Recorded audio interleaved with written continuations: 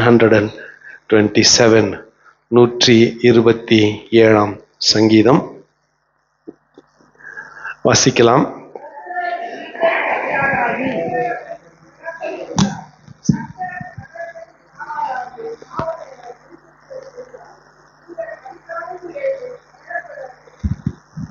நீங்கள் அதிகாலையில் எழுந்து நேரப்பட வேலையிலே தரித்து வருத்தத்தின் அப்பத்தை சாப்பிடுகிறதும் விருதா. அவரே தமக்கு பிரியமானவனுக்கு நித்திரை அளிக்கிறார். இதோ பிள்ளைகள் கர்த்தரால் வரும் சுதந்திரம், கர்ப்பத்தின் கனி அவரால் கிடைக்கும் பலன். பால வயதின் குமாரர் பலவான் கையிலுள்ள அம்புகளுக்கு ஒப்பாயிருக்கிறார்கள். அவைகளால் தன் அம்பார துணியை நிரப்பின புருஷன் பாக்கியவான். அவர்கள் நாணமடையாமல் ஒளிமுக வாசலில் சத்துருக்களோடு பேசுவார்கள். ஆமேன். ஆமேன். ஹல்லேலூயா, ஹல்லேலூயா, ஹல்லேலூயா. சோத்திரம். 1-2 வசனங்களை ஒருவர் வாசிக்கலாம்.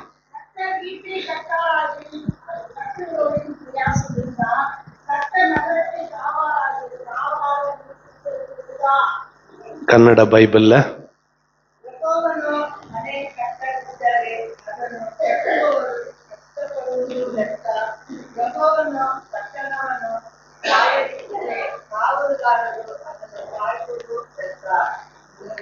இங்கிலீஷ் பைபிள்ல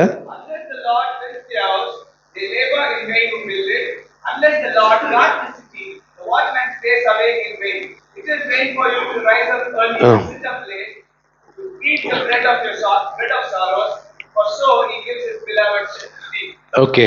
இந்த சங்கீதத்துல 127 சங்கீதத்துல நான் தவறுன்னு சொல்ல மாட்டேன், வசனங்கள் மாறி இருக்கும். தமிழ்ல 6 வசனம் இருக்கும். இங்கிலீஷ் பைபிள் எத்தனை வசனம் இருக்குது பாருங்க.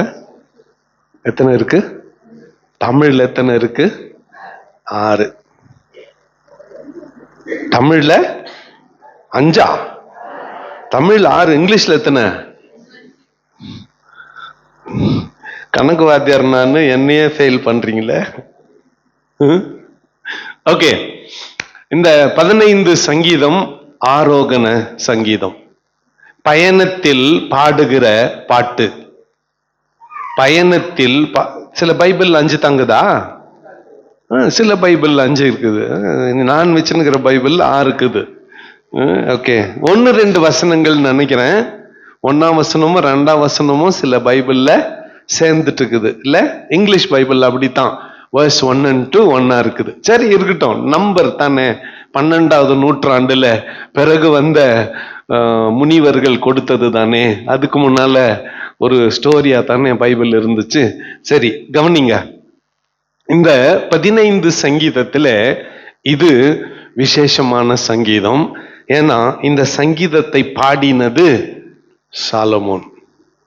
இந்த சங்கீதத்தை பாடினது யாரு? பெரும்பாலும் சங்கீதங்களை பாடுறது யாரு?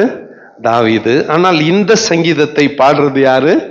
சாலமோன். கொஞ்சம் இந்த சங்கீதத்துக்கு ஒரு தலைப்பு கொடுக்க விரும்பினால் அந்த தலைப்பு என்னவா இருக்கும்னா, கர்த்தர் கொடுத்த குடும்பம்.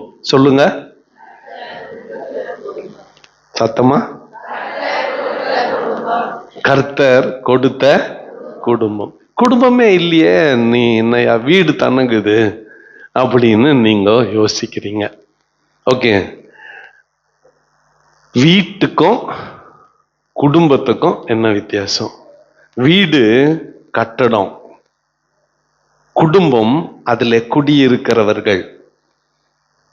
ஆலயம் கட்டடம், சபை அதிலே கூடுகிறவர்கள். நான் சொல்றது புரியுதா? ஆலயம் கட்டடம், சபை கூடி வருகிறவர்கள். வீடு கட்டடம், குடும்பம் அதிலே வசிக்கிறவர்கள். இதை ஃபர்ஸ்ட் நம்ம தெளிவுபடுத்திக்கணும். சரி, ஃபர்ஸ்ட் முதலாவதாக இந்த சங்கீதத்தை நாம 2 வகையாக பிரித்து கொள்ளலாம்.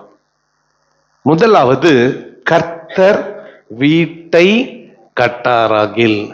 ஆங்கிலத்துல unless the Lord builds the house, except The Lord builds the house.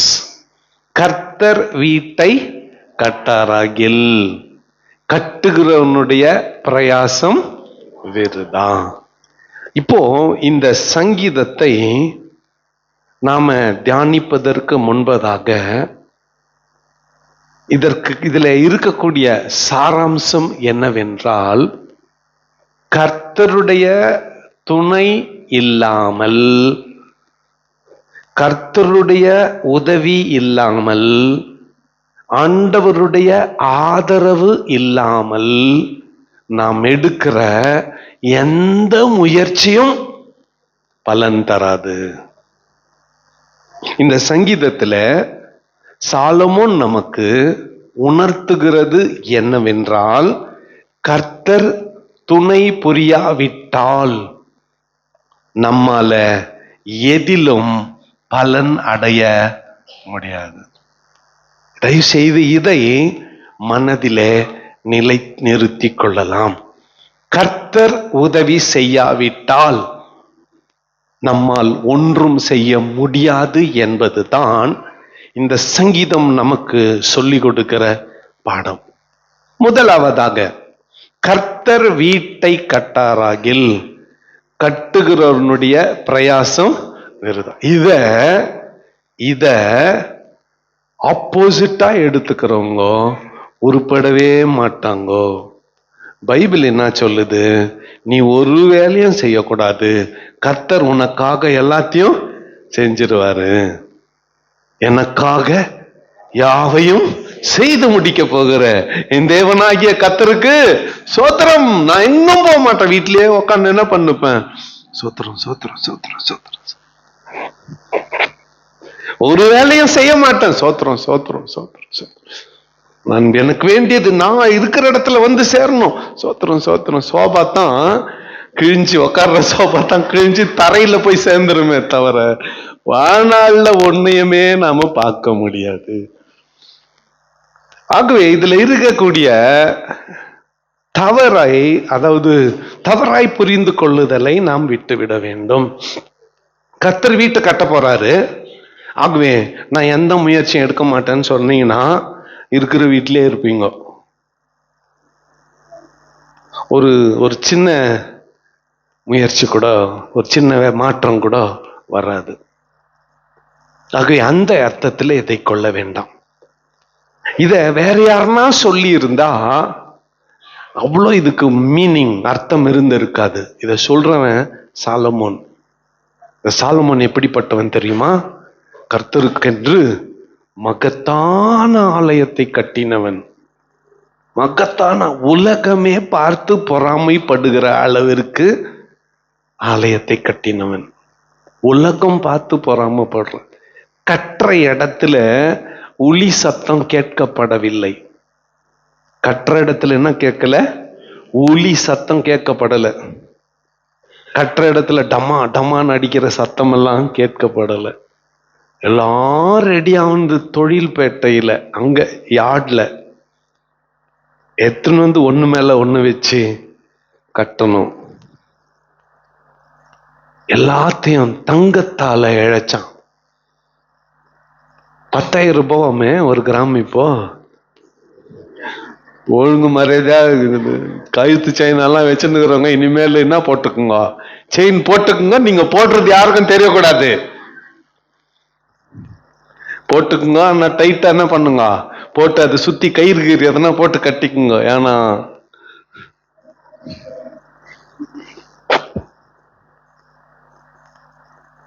தங்கத்தை காய்ச்சி அதை ஊத்தி அது மேல கட்டணும். ஒரு கல்லு மேல ஒரு கல்லையும் இன்னொரு கல்லையும் சேர்த்து பிடிக்க தங்கத்தை காய்ச்சி ஊத்துனான் சாலமோன். அவங்க அப்பா திரளான தங்கத்தை, வெள்ளியை, வெண்கலத்தை, வேலைக்காரர்கள், என்னுடைய கணக்கு சரியா இருக்குமானால் 3 லட்சம் பேரு, சாலமோன் இல்லாம, மேஸ்திரிங்க இல்லாம, மேல் கண்காணிப்பாளர்கள், இன்ஜினியர் இல்லாம, அந்த அந்த அந்த சூப்பர்வைசிங் டீம் இல்லாம 3 லட்சம் பேரு 14 வருஷம் கட்டினாங்க. அப்ப நீங்க கற்பனை பண்ணிக்கங்க அந்த ஆலயம் எப்படி இருந்திருக்கும்னு. எத்தனை லட்சம் பேரு, எத்தனை வருஷம்? 14 வருஷம். இப்போ மலை மேல கோயில் கட்டணும், அங்க தூர பள்ளத்தாக்குல தண்ணி மொண்டு ஊத்துறதுக்கு 60,000 பேரு. எவ்வளவு பேரு? 60,000 பேர். ஒரு ராஜா என்ன சொன்னா, ஐயா சாலமோன் கிட்ட இல்ல, தாவீது கிட்ட கோயில் கட்டுறையாமே கேள்விப்பட்டேன். நான் என்ன பண்றேன், அங்க வடகோடியில இருக்கிறவன் அவன், எங்க ஊர்ல நல்ல மரம் இருக்கிறது. என்ன இருக்குது? நல்ல மரம். அதை நான் உனக்கு டொனேட் பண்றேன், காணிக்கையா கொடுக்குறேன், நீங்க எடுத்து அதை கட்டிக்கங்க.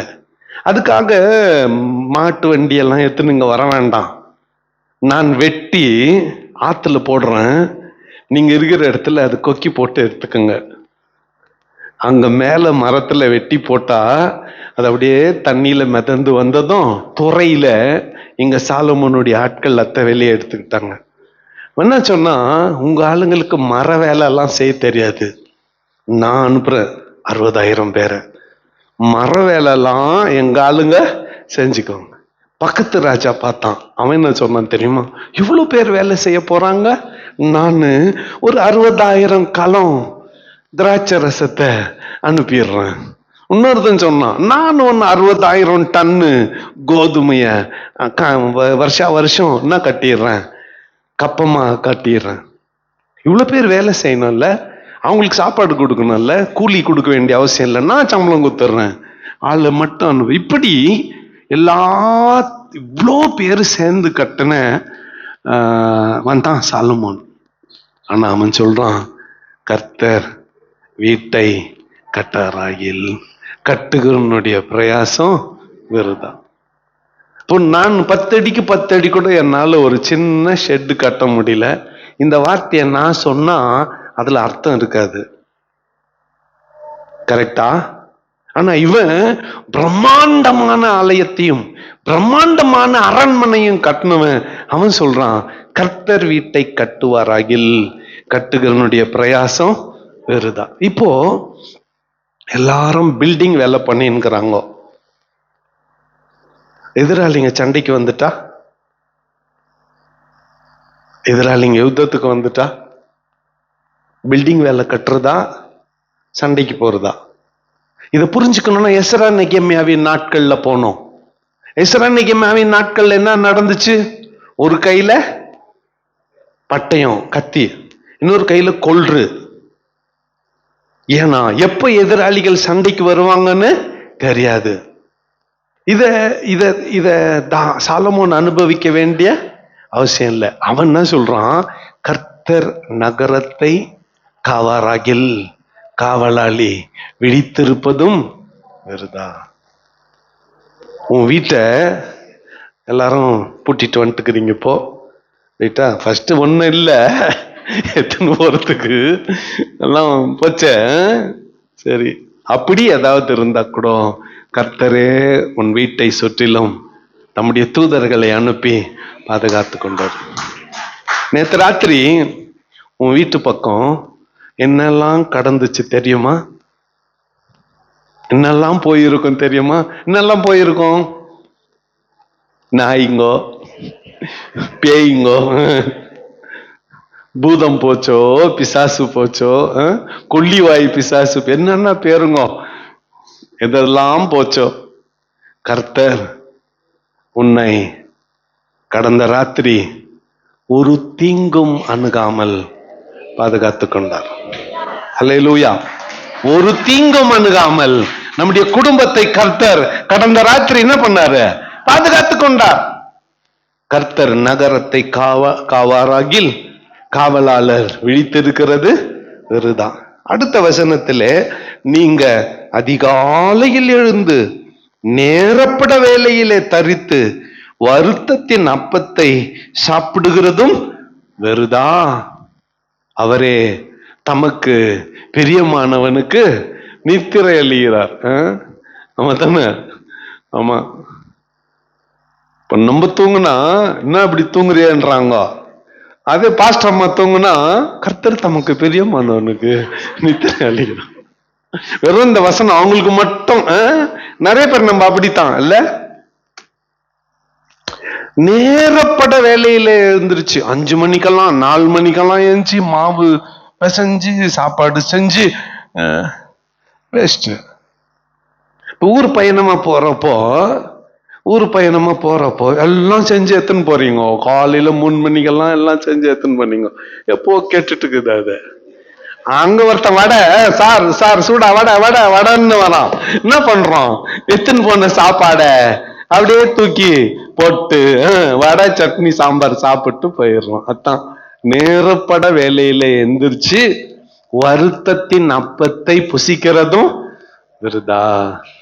இதுல என்ன தெரியுதுன்னா, கர்த்தர் இல்லாமல் நீ எடுக்கிற எந்த பிரயாசமும் விருதா. இன்னும் கொஞ்சம் ஆழமா சொல்லட்டுமா? கர்த்தருக்கு விரோதமாய் எடுக்கிற எந்த பிரயாசமும் விருதா. அதுல நீ மெட்டீரியலைஸ் ஆக மாட்ட, அதுல உருப்பிட மாட்ட, அது உனக்கு பலன் தராது, அது உனக்கு நன்மையை தராது.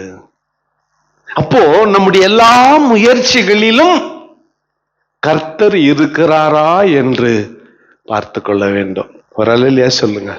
சரி, ஒரு காரியம் கைகூடி வரல, ஒரு விஷயம் கைகூடி வரல, என்ன காரணம் யோசித்து பார்த்தா அதுல கர்த்தர் இல்லை. ஆண்டவருடைய அப்ரூவல் அதுல இல்லை. ஆகவே அது ஃபெயில்யூர், அது தோல்வியில் முடிகிறது. ஆண்டவர் இல்லாமல் நீர் எடுக்கிற எல்லா பிரயாசமும் விருதா.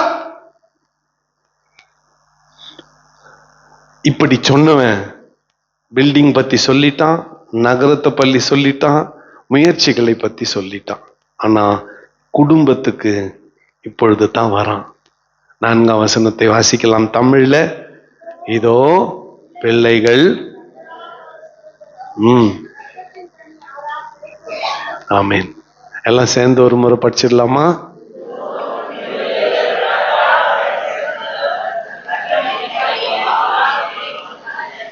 இதோ பிள்ளைகள் கர்த்தரால் வரும் சுதந்திரம், கர்ப்பத்தின் கனி அவரால் கிடைக்கும் பலன். இப்போ குடும்பத்துக்கு வரும் பொழுது, children are the heritage from the Lord. கர்த்தர் கொடுக்கிற சுதந்திரம் பிள்ளைகள். கர்ப்பத்தின் கனி அவரால் கிடைக்கும் பலன். நேத்து ஒரு அம்மா பத்தி பார்த்துன்னு இருந்தோம். நேத்து ராத்திரி விண்வெளி ஆராய்ச்சிக்கு போயிட்டாங்க. 9 நாள் பயணமா போனவங்க 9 மாசம் ஆச்சு, திரும்பி வரல.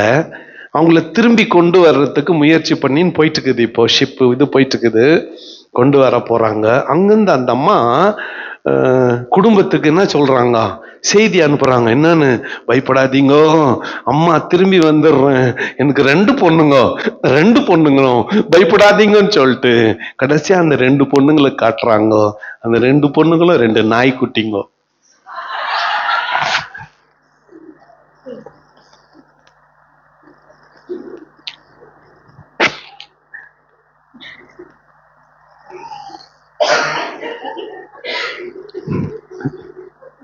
ஆண்டவர் உங்களுக்கு நாய்க்குட்டிங்கள பிள்ளைங்களா கொடுக்காம சவரங்குட்டிங்களை குத்துக்கிறாரு.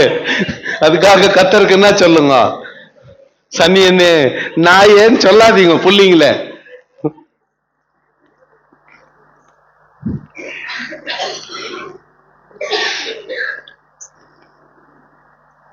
நம்மத்தியிலே வந்து சென்ற பால் ட்ருக்கோலி ஐயா வீட்டில இருந்து ஆல்வின் வீட்டுக்கு பஸ்ஸில் போகிறேன் நான். ஒரு புருஷன் பொண்டாட்டி 2 பேர் வந்தாங்க. புருஷன் ரொம்ப தடியாக இருந்தார், அவங்க மனைவி மெல்லிசா இருந்தாங்க. நம்ம take all the luggages, I will bring the daughter சேஃப்லின்னாங்க. அவங்க புருஷன்கிட்ட, லக்கேஜ் எல்லாம் நீ தூக்கின்னு போ, நான் பொண்ணை பத்திரமா கொண்டு வரேன். நானும் சரி யாரோ, அவர் போய் உக்காந்துட்டாரு. லக்கேஜ் எல்லாம் போட்டார். பார்த்தா ஒரு நாயை பிடிச்சுன்னு வருது, கால் கீழே வச்சுக்கின்னு, hey don't shout, we are traveling. நாய்கிட்ட அது என்ன பாக்குது, மறைச்சு பக்கத்து சீட்ல காலை இப்படி மடக்கி வச்சுன்னு வந்த. நம்மளுக்கு நாயினா அலர்ஜா.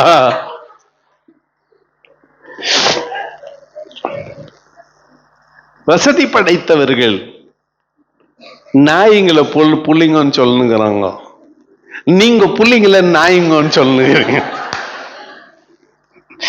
சனியனே நாயே இன்னைக்கோட விட்டுருங்க. அவங்க கர்த்தர் கொடுத்த சுதந்திரம். உருப்படாத புள்ளிங்க தான், கீழ்ப்படியாத புள்ளிங்க தான், இருந்துன்னு போட்டோமே என்னன்னு சொல்லுங்க. அவைகள் கர்த்தர் கொடுத்த சுதந்திரம்னு சொல்லுங்க. பிள்ளைகள் கர்த்தரால் வரும் சுதந்திரம். அடுத்து கர்ப்பத்தின் கனி அவரால் கிடைக்கும் பலன். உண்மையா நிறைய வசதி படைத்தவர்கள் ஒரு குழந்தை இல்லாம எவ்வளோ கஷ்டப்படுறாங்க தெரியுமா? எவ்வளோ பிரயாசப்பட்டும் அவங்களால குழந்தையை பெற முடிவதில்லை. ரொம்ப வசதி படைச்சவங்க.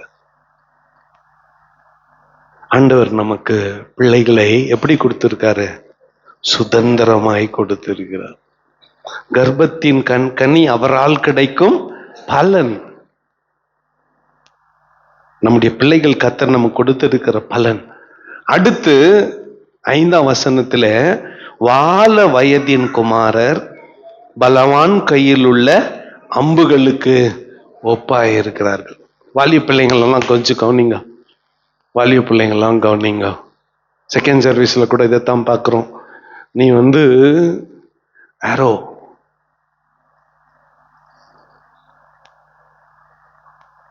என் கூட வாலிய பிள்ளைங்களெல்லாம் ஒரு சரி வேற உதாரணம் வேணாம். கார்ல போயின்னுக்கிறேன்னு வச்சுக்கோங்களேன். இப்போ நான் ஒண்டியா ஓட்டின்னு போறேன்னா, யாரோ ஒரு சைக்கிளில் வரவன், டூ வீலர்ல வரவெல்லாம் வழி விடாம அப்படி போயிட்டா கூட நம்ம ஒண்டியாக்குறோம், அமைதியா போயிடுறது. கார் ஃபுல்லா நம்ம பசங்க இருந்தாங்கன்னு வச்சுக்கோங்களேன், என்ன பண்றது? ஏய் ஒழுங்க போ தெரியலையாடான்னு சண்டை போடுறது. ஏன்னா கூட யாருக்கு இருது?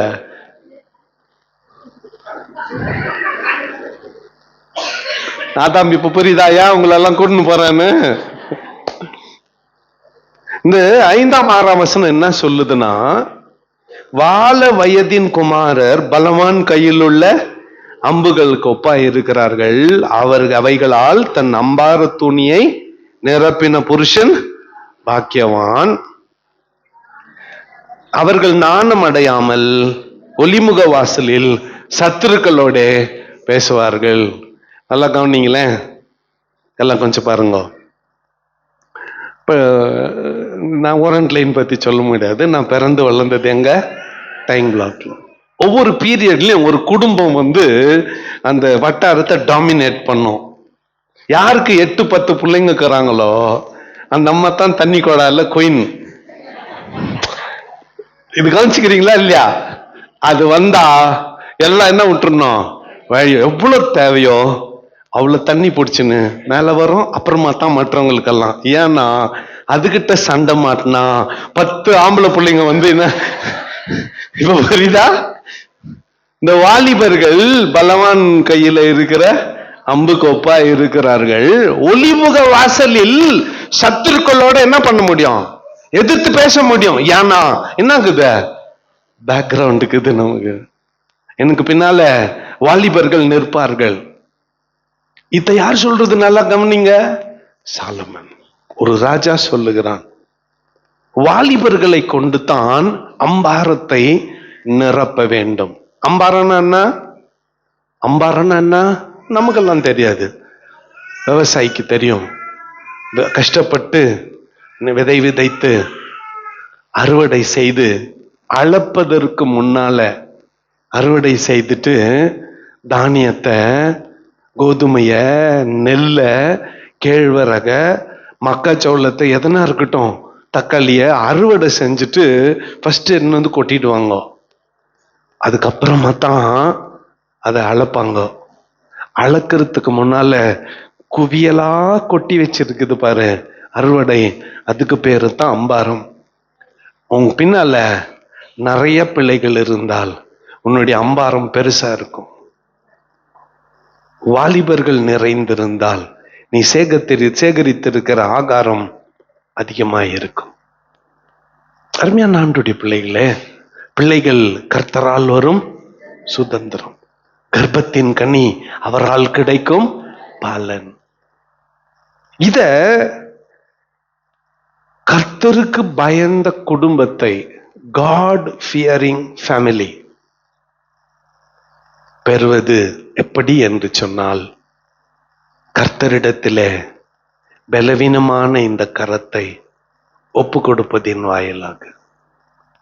வாழ்நாள்ல என்னைக்குமே நான் இதை செஞ்சிருவேன், நான் இதை சாதிச்சிருவேன், என்னால இதை முடியும் அப்படின்னு நினைக்காம, ஆண்டவரே எனக்கு உதவி செய்யுங்க, உம்முடைய பலத்தால் இதை நான் செய்ய விரும்புகிறேன், உம்முடைய ஆதரவால் நான் இதை செய்ய விரும்புகிறேன். ஒரு சின்ன வேலையா கூட இருக்கட்டும், வீட்டுக்கு பெயிண்ட் அடிக்கிற வேலையா கூட இருக்கட்டும். பெயிண்ட் அடிக்க ஆள் இருக்கிறாங்க, பணம் இருக்குது, எல்லாம் இருந்தா கூட ஜெபம் பண்ணிட்டு வேலையை தொடங்கும். சின்ன வேலை கூட, ஒரு சின்ன காரம் போடுற வேலை, ஜெபம் பண்ணிட்டு தொடங்குங்க. ஆண்டவரே இது செய்யறதுக்கு எங்கிட்ட போதிய அளவுக்கு பணம் இருக்குது, இருந்தாலும் அதை பத்தி கவலை இல்லை, நீங்க இந்த வேலையை எனக்கு முடிச்சு கொடுங்க. நான் சொல்றது புரியுதா? அதுதான் கர்த்தருடைய கரத்துல நம்மை ஒப்பு கொடுப்பது. ஒரு கதை சொல்லி நான் நிறைவு செய்கிறேன். ஆண்டவர்கிட்ட ஒப்பு கொடுக்கிறதின் முக்கியத்துவத்தை ஒரு சின்ன கதை சொல்லி நிறைவு செய்ய விரும்புகிறேன். ஒருத்தர் புதுசா கார் வாங்கினாராம். ரோட்ல போனா ஏசுநாதர் நடந்து போயின்னுக்கிறார். ஒரு ஏசி போட்ட காரு. ஏசுநாதர் பின்னால சீட்ல ஏறிக்கோ, நான் உன்னை ட்ராப் பண்ணிடுறேன். ஏசு கேம்பஸ் பண்ணிப்போ, நான் நடந்து வரேன். இல்லை வேணாம் ஏறலையாம். எவ்வளோ கட்டாயப்படுத்தி ஏசுநாதர் ஏறல. பின்னால ஒரு 2 வீலர் புதுசா லேட்டஸ்டா மார்க்கெட்ல இருக்கிற வண்டி, 2.5-3 லட்சமா. என்னது? நல்ல வேலை எனக்கு பொண்ணுங்களை ஆண்டவர் கொடுக்கல, இல்லைன்னா நான் எங்க போறேன்? அது கிடியன் 10 பொண்ணுங்களை பெற்றதுக்கு சமம். ஆமா, ஒருத்தருக்கு வண்டி கொடுக்கணும் இல்லையா, அதுக்கு சொல்றேன். இப்ப 3 லட்சமா வண்டி, 10 சவரன் நகை போட்டு வண்டி குத்துருன்னா 10 சவரன் நகைக்கு இருக்கிற வீட்டையே வித்தா கூட இனிமேல் ஆகாது. இனிமேல் வாலிப பசங்க எல்லாம் தெரிஞ்சுங்க, கல்யாணம் ஆயிட்டவங்க ஜெயிச்சிட்டீங்க, இனி ஆக போறவனுங்க அருண் தப்பிச்சுக்கணும், மற்றவன் அவங்க தம்பி மாட்டிக்கணும் அப்படின்னா இனிமேல் தங்கத்தை என்ன பண்ண முடியாது, சும்மா கண்ணில் எக்ஸிபிஷன்ல தான் பார்த்துக்கணும். அப்படி மாறி போயிட்டு இருக்குது. சரி, வண்டி, புது வண்டி. ஏசுநாதரை, ஆண்டவரை உட்காந்துக்குங்க, நீங்க எங்க போகணுமோ அங்க நான் டிராப் பண்ணிடுறேன், வேணாப்பா உனக்கு சிரமம், நீ போ. இல்ல வேணா நீ போப்பா. நெக்ஸ்ட் சைக்கிள், ஒருத்தர் பாஸ்டர், பெட்லு கொஞ்சிட்டு இருக்குது, பிரேக்கு பிடிக்கல, பெல்ல தவிர எல்லாத்துலயும் சத்தம் வருது, பெல்லு மட்டும் அடிக்கல. கட்டா முட்டான்னு செயின் ஆனாவுன்னா கண்டிது. இந்த மிர்ச்சில் வந்தா ஏசுநாதர் நந்தன் போயின்னுக்கிறார். நேரா போயிட்டு சைக்கிளை விட்டு இறங்கி, இந்தா நீ எனக்கு தான் குத்த, ஓட்டிப்பாரு, அப்பதான் உனக்கு வருத்தம் தெரியும். ஏசுநாதர் வாங்கிக்கினாராம் சைக்கிளை. ஏறி போய் இவர் பின்னால டபுள்ஸ் போறாங்க, ஏசுநாதரும் இவரும். கடைசி அங்க போனா அங்க டிராபிக் சிக்னல்ல காரம் நின்றுக்குது, வண்டியும் நின்றுக்குது. ஏசுநாதரும் இவரும் போய் சேர்ந்தாங்க. சேர்ந்த உடனே வண்டிக்காரன் தான், ஆண்டவரே வேத்துட்டு தேவையா அவனுக்கு, என் வண்டியில உட்காந்து நான் விட்டுருப்பேனே.